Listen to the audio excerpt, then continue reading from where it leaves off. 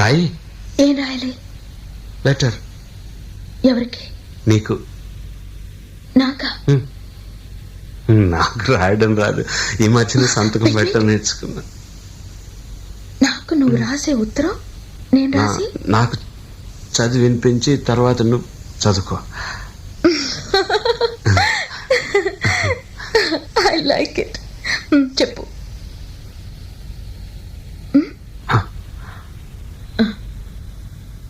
నా ప్రియ, ప్రేమతో నీకు నీకు నే రాసే నేను రాసే ఉత్తరం. ఉత్తరం లెటర్ లేక కాదు, ఉత్తరమే అని రా.